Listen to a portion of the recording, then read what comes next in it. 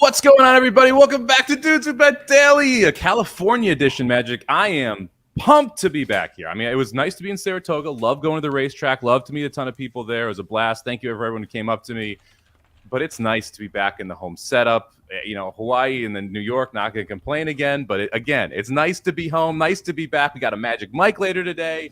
I'm pumped up for this, Magic. How you doing, man? I'm good. It's good. I'm back. I've been off for, I guess I did a show Monday with Aaron. I don't even remember that.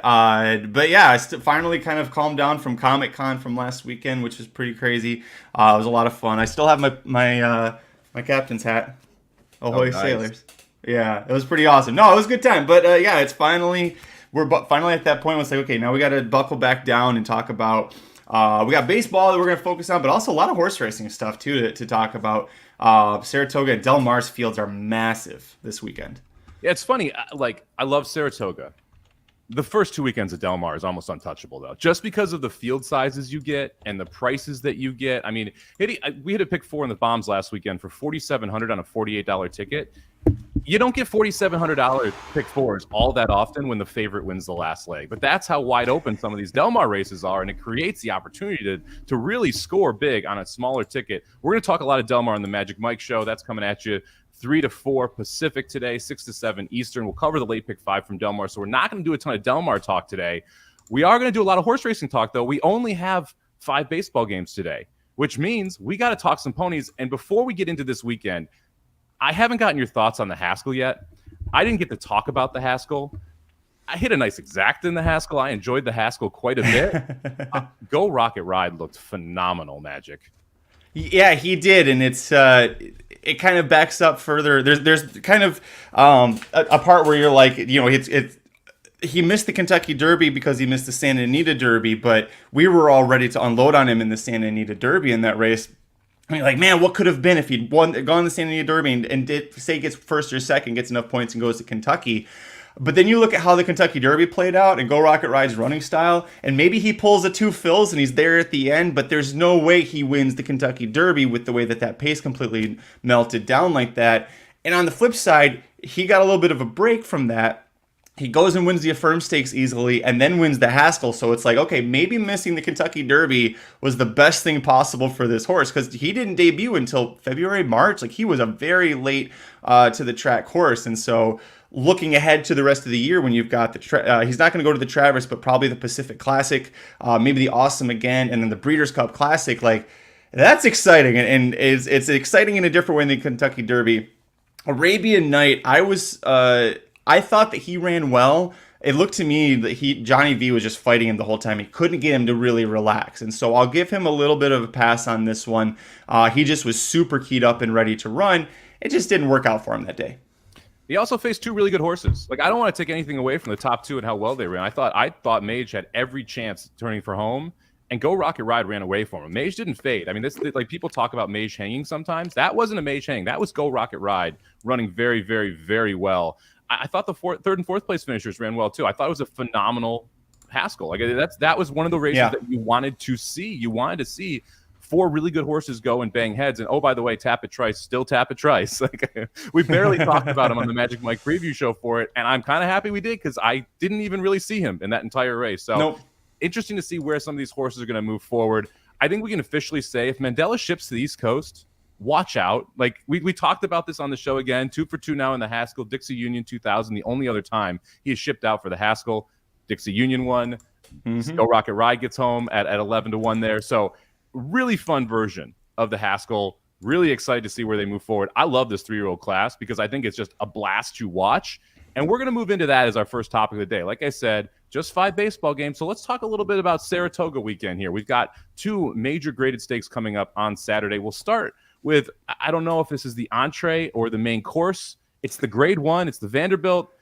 But it's not the Jim Dandy, where I think it's really interesting as well. We've got 2 big-time heavy hitters here going in the Grade 1 Vanderbilt. You've got the Elite Power, who draws the 4-post, and Gunite, who draws the 5-post. They faced overseas in Saudi Arabia. Elite Power got the job done. Gunite going to try and flip the script on him. Gunite, 2 for 4 at Saratoga. with 2 seconds, never been out of the exacta. Elite Power, 1-for-1 at Saratoga. Hasn't lost since he broke his maiden. Who do you like here? Is this a match race, first off? Does anyone else interest you at all? And second, yeah. Sorry, go ahead. Who you got? Well, okay, so you talked about the top two. So you didn't know that the odds, literally as you were about to go live, the odds updated on Timeform. So Elite Power, no surprise, 4-5 favorite here. Okay. Yeah, he's huge favorite, and 2-5 is probably what you'll get. 3-5. Gunite is your second choice at 8-5. That's not a big surprise either. Watch out for the one horse, not necessarily to win.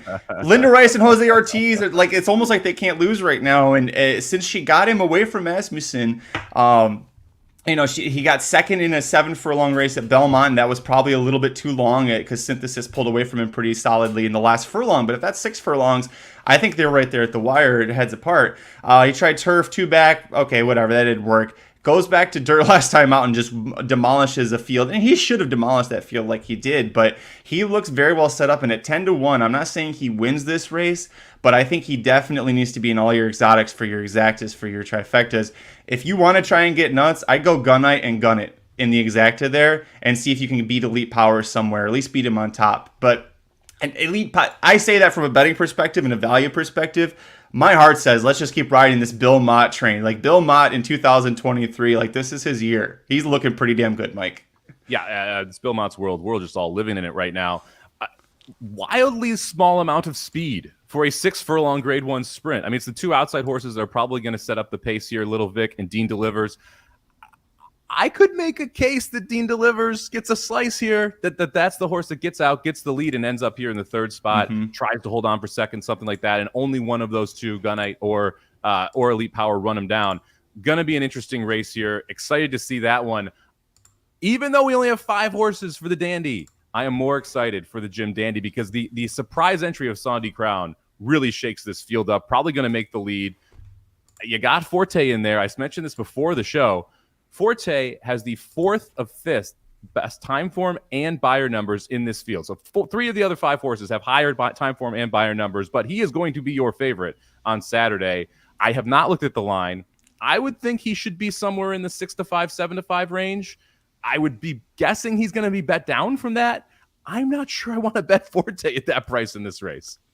You're right, 7-5 on Forte. You have 2 horses tied at 5-2, Saudi Crown and Angel of Empire in here. And this is, I kind of want to throw a little bit of shade just because Chad Brown, when he enters 3 of 5 horses in a major race, everybody loses their shit. Brad Cox has got 3 of the 5 in the Jim Dandy here. So let's not cast aspersions one way and not the other. But Saudi Crown is a very interesting one in here. When I saw the lineup come out, my thought was, who the hell goes with Saudi Crown? He looks like clearly lone speed on here. He doesn't have a Fort Bragg to try and duel with, and come up short against. He's by Always Dream out of a Tappet mare, so this will be his first time trying 2 turns, first time going beyond a mile as a 1-turn mile in the Dwyer. That all sets up well for him. Florent Giroux is not, been superb, but he did do well with Echo Zulu yesterday. So that, and that was a short field, and he did what he was supposed to do. So, Brad Cox turns to him again in this spot. I think it's between Forte and Saudi Crown in this spot. And again, it's short prices, but if you look back at Forte's Fountain of Youth Stakes, I think that's how he wins this race. He had a good post. He was drawn inside. He ends up at post 3, and he's within 1 to 2 lengths of the early runners, which was Cyclone Mischief. He needs that kind of trip again. And Forte, we've seen it so often, Mike, that when he's got a target off the turn, and he just loves to run him down. And it didn't work out in the Belmont. Arcangelo got the jump on him there, but I think that he'll be able to run down Saudi Crown. I think that it's a 2-4 exacta. I know that's not sexy, but I could also see if you think lone speed, Mike, is the way to go here. Saudi Crown looks awfully dangerous. Who is the second highest time form early pace horse in this race? I think it's Forte. It's Forte. I mean, that to me, that alone is wild. So there is going to be no pressure up front on Saudi Crown. By the way, 2 turns at Saratoga, the lead's pretty good. And so for me, Saudi Crown and Hit Show is the other one I don't think people are going to talk enough about. Hit Show's going to sit right behind Saudi Crown. That's going to be your second place horse. If Saudi Crown spits the bit and just folds on the turn, Hit Show is going to get first run, and I'm not sure anyone catches him. This is a really, really, really interesting 5-horse field because you could make a logical argument for any of these 5 horses being able to win. Saudi Crown, one note too, with the Vanderbilt being a handicap, we didn't really talk about the weights, but he is carrying, Elite Power is carrying 6 pounds more than the lowest weight in that race. Same situation, Forte carrying 6 pounds. He's high weight with Angel of Empire. Low weight at 118. The only horse carrying 118, Saudi Crown. And Oof. It's awfully interesting. Where was it? Someone commented on this, that entering Saudi Crown late kind of makes you wonder about the other Cox horses. I think Brad Cox looked at the 4 horses and said, who's your leader? Like, yeah, we'll take that lead. We'll see if someone can catch us. Because if you're going to get a mile and an eighth, this is how you do it. You do it at Saratoga. You do it going 2 turns. You do it on the lead with absolutely no pressure. So going to be a fun Jim Dandy as well. I know we got 2 short fields. I know we got 2 heavy favorites. But we got 2 really interesting races, too, which is really what I'm looking for when we're talking about these Grade 1 stakes, especially later in the year. And over-under 1.5 horses end up in the Travers from this race. I think over for sure. I think you could see 3 or 4 of these horses come out of there. As long as no one comes, like, just has a complete total shit effort. I think that's, you're going to see, you could see all 5 of them. Forte also added blinkers. They put blinkers on him for his last work, and Pletcher said it kind of sharpened him up a little bit. So he's wearing blinkers here for the first time. And I just realized I forgot to mention July 29th is a huge day if you are a Bill Mott fan, because July 29th is Bill Mott's birthday, and he's got Elite Power in the Vanderbilt. Bill Mott loves to win at Saratoga on his birthday. He hasn't done it since 2018. I looked it up, but last year he came awfully close in the Curlin with our Gilded Age. Lost to Artorias, but came up second in that spot. So play Bill Mott on his birthday. It's a fun angle. The only Bill Mott on his birthday and 4-star Dave at Saratoga were 2 locks for a long time there. Bill Mott on his, I think he won like 7 years in a row from like 11 to 18, something crazy like that. We'll see if he can get that streak going again. All right, let's jump into baseball. Not a big day. We're just going to talk about a couple games here. Cubs taking on the Cardinals. You got Steele on the mound for the Cubs. I don't really trust the Cubs, but I don't feel like Steele should be a dog in this spot. I took plus 105 for the first 5 for the Cubs. Not a huge fan of Mike Lukakis, so I'm going to go with the Cubs here, first 5. Who do you got? That's exactly what I would do, and it's because of Justin Steele. He's had more success against the Cardinals than anyone else this year. He's 3-0 with a 2.95 ERA in 3 starts against them. His last outing, 2 runs, 6 hits, and 6 1/3. But the Cubs had to work hard to get the win. It was 4-3, but that's why I'm with you. I would go first 5 on this, and it's exactly because of Justin Steele. If you've not seen Justin Steele pitch, he is really interesting to watch. He has 2 pitches. He only throws 2 pitches. That's it. It's A or B every single time, yet somehow he is mowing them down, and it's someone that should at least be considered here in the Cy Young conversation. All right, let's jump over to game number 2 here. Guardians taking on the White Sox, who have officially started to unload the boat. Giolito going to the Angels, which is surprising to me because that was a mistake from the Angels, but we won't get there yet. I mean, they should have got rid of Ohtani, but that's not here for there. We're talking about what to bet today, and to me, it's the Guardians. When you have a team unloading the ship that it already sucks and already doesn't have a good clubhouse vibe, bet against them, right? Give me the minus 105 on the Guardians today. Yeah, I'll take that. And 3 months ago, the last time these 2 teams played, Chicago beat Cleveland 6-0. 3 months later, look where we're at. Back over 500 for the Guardians. White Sox in the tank. That AL Central division, just like, you've got the Twins and the Guardians doing well, but then the White Sox and Tigers, it's like you got 2 good decent teams, and it smells all the way in California. So yeah, I'm with you. Give me the Guardians. It's amazing how we talked about the NL Central sucking. The AL Central's worse. They are worse. At least the Cubs are frisky, right? I mean, there's certain things where you're like, okay, the Cardinals not doing well in the division. They're frisky too. It's really just the Pirates, who started out hot and now have absolutely been awful for a couple months. They're the only bad team left in the NL Central. The AL Central, you got the White Sox. You got the Royals. I mean, it's just brutal inside that division. I don't know why the Guardians aren't the favorite here. So we're both rolling with Cleveland here in this spot. All right, let's jump to the race of the day here. Saratoga, race number 9, going 1 mile and 3/8 over the turf course. We got a full field here, Magic. I think it's 12 horses, or I'm sorry, 10 horses who entered in here. Yep. Although it is the 1 through 11 just for good reason, or the 2 through 11 because the 1 and the 1A both in the also eligibles or the MTOs. I thought this was a pretty interesting race. A couple different directions you can go. Not a ton of speed, which made Space Launch a little bit interesting, but I wasn't sure I want to take Rosario at 5-2 as a favorite. Where'd you end up? Ooh, let's go price hunting. Let's go with the 11 Merlin at 15-1. This is a real interesting horse. A Florida bred shows up at Saratoga trying turf for the first time since May of 2022. This horse has been doing very solid at the synthetic on Gulfstream.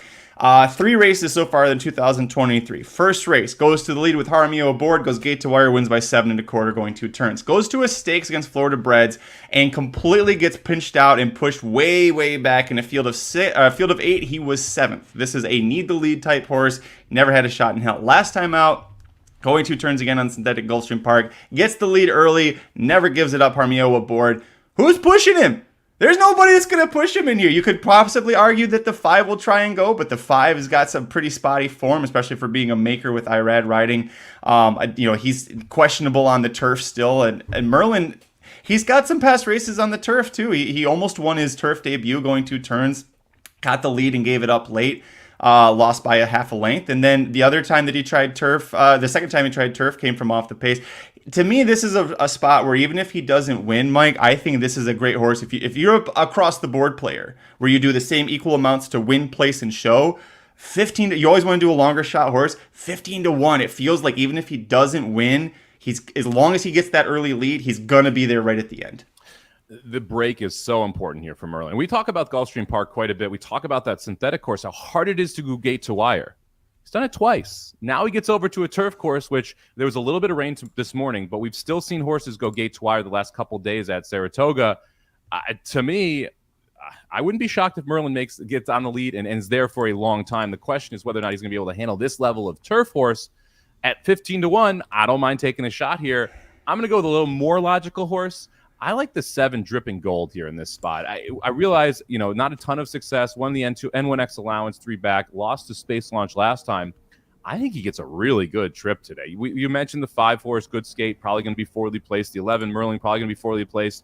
Of the contenders, Dripping Gold is the one that's going to go out there and be close to the pace. I think he sits right behind the 5'11", pockets up all 3 turns, gets first run. I think he gets by good skate in Merlin, and nobody's able to catch Dripping Gold. So give me the 7 Dripping Gold at 7-2. Do you like him at all? Yeah, I do. I like him, and then one other horse that's being talked about in the chat. But Dripping Gold, his 2-back lost to Portfolio Company, a really good Chad Brown horse, who then came back and won again at Belmont in his last start. So, it was a Belmont. So, a really good horse to be losing to. I had him 3rd actually. My second choice was the 4 Pioneering Spirit. It's Linda Rice. It's Jose Ortiz. But since she put this horse on turf 3 back, he's won 3 straight. Yep. This is the logical next step up for him. He went a mile and an eighth, a mile and a quarter. Now we're going a mile and 3/8, so we're going a little bit farther. Everything says that it should work out for him. And with Space Launch in here, we're both trying to beat him. I think you're going to get close to 4-1 on Pioneering Spirit. I love the fact that Linda Rice is clicking off at 37% at Saratoga. Nothing to see here, people. Just going off at 37%, doubling up Chad Brown like it's nobody's business. All right, let's jump into the best bets of the day. Let's stay at Saratoga. I'm going to go with an exacta for the second day in a row. I am going to go to the feature here. I'm going to take a little bit of a price in second. That's where I think you can get some value in the bird zone. Look, next, the best horse, the 7 horse on the outside, going to be a short price. Why is Lone Rock the second choice? Why in the world? Oh, that is phenomenal. I love a nice callback there. Lone Rock shouldn't be the second choice at 7-2. That means there's some value in the exacta. To me, it came down to 2 horses. The 5 horse, Time for Trouble, coming from the turf. We know can get the distance. Don't love English channels on the dirt, though. However, I respect the 5 Time for Trouble. And the 2, the horse I'm going to put in there, the Skipper 2 here. We're going to go Alvarado, Arundel, back-to-back races. Magic picked them last time. I think the Skipper 2 is coming in second here. Getting 10-1 on the morning line. The last 2 races, absolutely phenomenal for this 4-year-old who just keeps getting better. I don't think the Skipper 2 is going to be able to get the win, but I think you're going to sit a pretty good trip. Don't have concerns about the distance and love the price. So give me the 7-2 exacta colt here in the feature. I saw who the 2 horse was, and I was like, I have something for this. I actually, our good friend John Lee's now the assistant racing secretary at Del Mar. He told me, he said, I look like I'm auditioning for the revival of Gilligan's Island. So I was like, that works out perfectly. JD Fox, you don't even know, buddy. My AC went out yesterday. It was 107 when we were driving back from Los Angeles. I'm currently rocking a fan right over there, so hopefully you can't hear it too much. Oh. It's warm right now in California. It's supposed to be like 75, maybe 80, 85 at the most. It is not. It is warm. But here we are. We're still doing it, still making it happen. All right, Magic, best bet of the day. Who you got? Ooh, we got a good question we're going to come back to here later. That's a good one there, Rob. Best bet for me, Mets under 9 on this one. The Mets are one of the worst teams. In fact, did you know the Mets are the worst team to play as far as overs? They have cashed more unders, or with a disparity of 14 unders to the over. That is leading the league in Major League Baseball, not just the NL. As far as the Nationals, they're not that far behind them either. They have 48 cash. They have 2 more overs than unders, but I was trying to figure out a way to play this game, and the Nationals look like they've got a big edge when it comes to, or a big price discrepancy with the Mets on here. Sorry, I'm thinking about that question. That's where I'm losing my mind here. You got 2 good pitchers in here that should be able to keep the runs down. That's why I thought under 9 was a good play. Yeah, I took the under 5, first 5 here. Josiah Gray, we talked about him before. The Nationals pitcher you want on the unders. The Mets, not a very good hitting team. Segura has actually been pretty good in multiple starts as well. So I like the under here. I like the under 9, like the under first half 5. All right, pull your question up now. I'm going to blow your mind. You can answer first, then I'll blow your mind. Okay, a Ginger Marianne. I was always a sucker for a redhead, so it's Ginger 8 days a week. Love how they named her Ginger. Never seen Gilligan's Island. Not one episode. That's okay. Really? I thought you were going to get more upset about that. That was really... You know that the only thing to know is the theme song. It is a show that I haven't watched it in probably over a decade. There's no way any of it holds up and is still something you could watch without going a few times an episode. So we'll just say Ginger and move on. Yeah, there's a lot of cringeworthy moments in some older TV shows. But hey, what are you going to do? There's still some pretty entertaining older TV shows as well. Yes, I think Nest is a pretty easy single today. I think it's going to be tough to beat him. Magic, do you agree with that one? Yeah. He would have to really just fall apart here to not make it work. 4 to 5 morning line, what, 2 to 5 off? Yeah, maybe 3 to 5. Lone Rock's going to take a bunch of money because you can look at his past performances. Saez is hopping aboard. Maybe that's why. I don't know. Yeah, we'll see what happens there. But yeah, I think we're both singling Nest, and that's where my best bet's going to come from. And as always, let's review those before we take off here, man. I don't know what that was. All right, Magic going with. Oh yeah, that. Did the thing come up? My computer didn't pop it up. It's supposed to be there, but no, I had a blank. There it is. All right, there we go. All right, it's not the Magic Mike Show without technical errors, and it's not the Magic Mike Show, but we still got the technical errors. All right, best bets of the day: Magic, Nats, Mets under 9. Give me Saratoga, race number 8, cold exacta 7 into the 2. Up 256 for the year. We'll try and keep it rolling here. Spicy. Make sure you join us later. We'll be talking about Del Mar Saturday, late pick 4, 3 o'clock Pacific. New time here, 3 to 4 Pacific, 6 to 7 Eastern. It's going to be fun talking about that late pick 5. A lot of good races, a lot of big fields too, Magic. So I'm excited to take that one on. Thank you very much, everybody, for joining us. We'll be back same time, same place tomorrow. Good luck with all of your bets across the sports and horse racing world. We'll see you at the track.